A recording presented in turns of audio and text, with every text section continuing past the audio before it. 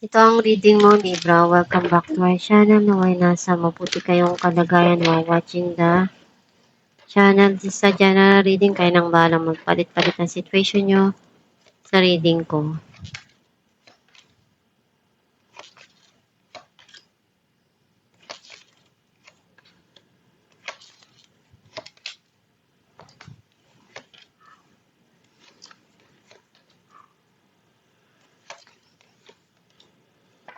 At the bottom of the deck, Knight of Pentacles. Feel like ang nasisense ko na energy mo. Nakita ko na andun yung pagtsatsaga mo na gumawa ng paraan para kumita, mapalago yung financial mo, mapaganda yung karir mo. Ang mensahe ng card mo, gagawa ka ng paraan na kaya mo para mapaunlad yung buhay mo at makuha yung mga pangarap mo. Nakita ko na meron kang hinihintay dito na justice na gusto mong makuha or kailangan mong balansehin yung mga nangyayari sa buhay mo ngayon.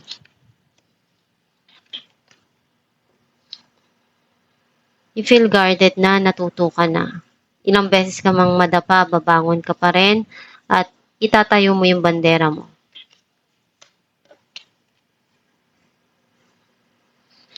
May nangyari dito na sobrang nagpalungkot sa'yo or nagkaroon ng no communication, you feel something here na iniwan ka. And sobra yung naramdaman mong kalungkutan dun.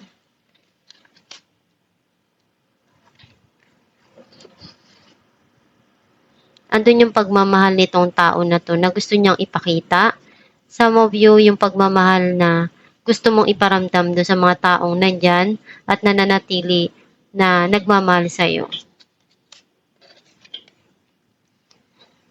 May tao na nagsusungit sa'yo at wala siya sa mood. Either magulang mo, nakakatandang kapatid mo, or asawa mo.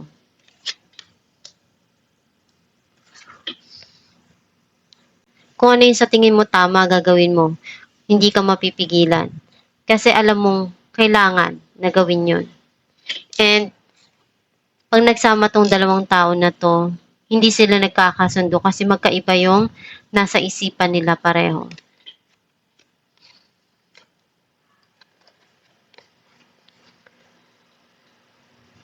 Nagkaroon dito ng kaguluhan or pagtatalo. And mas gusto mo na lang na kalimutan yon at harapin kung ano yung kailangan ngayon sa buhay mo. Clarify natin ang The Magician. Page of Cups and Ten of Swords.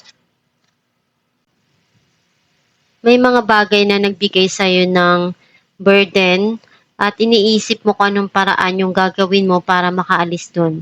And gagawin mo yung makakaya mo para matugunan kung ano yung gusto mo at kaalis dun sa isang sitwasyon sa buhay mo.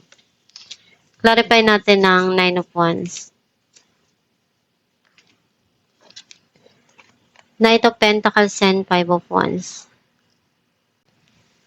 Meron ditong darating na offer or pinagsisikapan mo na kumita financially and nararamdaman mong sometimes nakakaroon ng struggle dun sa pera pero gumagawa ka ng paraan para matugunan kung ano yung mga pangangailangan. Some of you, nagkaroon ng pagtatalo at hindi pagkakaunawan doon sa sitwasyon and itong tao na to, gusto niyang bumalik sa buhay mo at ibigay ko ano yung tulong na kaya niya or mag-offer. Pero natuto ka na, hindi ka na basta-basta magtitiwala sa kanya dahil marami kang pinagdaanan dun sa taong to. Clarify natin ang King of Cups. Three of Cups and Six of Pentacles. Magkakaroon dito ng pagkikita at magkakaayos. And magkakaroon ng kapatawaran sa isa't isa. And alam mo kung ano yung kailangan na ibigay dun sa sitwasyon. Clarify natin ang Queen of Swords. The World and Ace of Cups.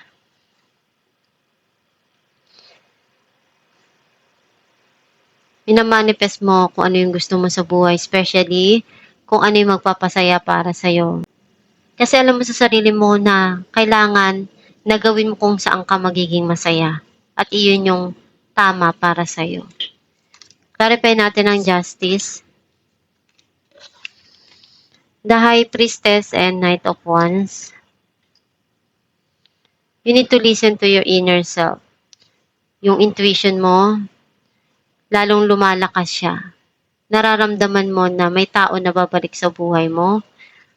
And kailangan mong linawin yung mga nangyayari kung itong tao na to ay babalik sa'yo. Bago ka pumasok uli dun sa isang sitwasyon na alam mong mahirap lumabas kung na-attach ka na. Clarify natin na ang Five of Pentacles. Ace of Pentacles and Four of Wands. Meron ditong darating na blessing para sa'yo na sobra kang magiging masaya or magkakaroon ng celebration dito. Clarify natin ang King of Swords. Knight of Swords and Queen of Swords. Unti-unti nang magkakaroon ng linaw sa iyo yung mga nangyari sa nakaraan na pag-aaway or pagtatalo. Ngayon, alam mo na kung ano yung dapat gawin doon sa sitwasyon. Clarify natin ang Five of Swords. The Lovers and the Sun. Naghihil ka na doon sa mga nangyari sa nakaraan at unti-unti ka nang nagiging masaya sa kung ano yung dumarating sa buhay mo. Alamin natin kung anong mensahe para sa'yo.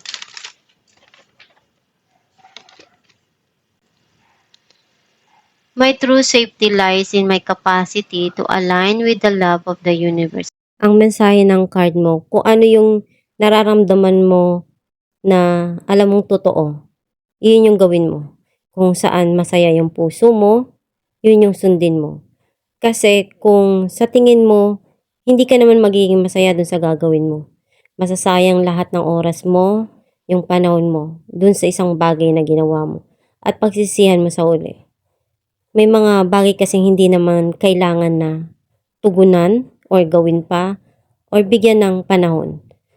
Kung alam mo sa tingin mo na makakatulong yung mga ginawa mo na yun or yung gagawin mo dun sa sitwasyon na yun, yun yung bigyan mo ng atensyon. And may mga bagay na alam mo hindi naman kailangan, isang tabi mo muna yun. Unahin mo yung importante at ibigay mo kung ano yung kailangan dun. Kung sa tingin mo tama yung gagawin mo, kung sa tingin mo magiging masaya ka dun sa resulta ng mga gagawin mo, ipagpatuloy mo lang. And palagi mong iisipin yung pagmamahal sa puso mo para yung mga gagawin mo magiging masaya ka at hindi mo pagsisisihan sa uli kung ano yung mga paghihirap na binigay mo doon sa sitwasyon na yun.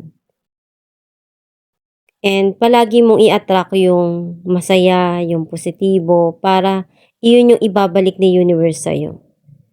At samahan mo ng pagdarasal at pagtsatsaga.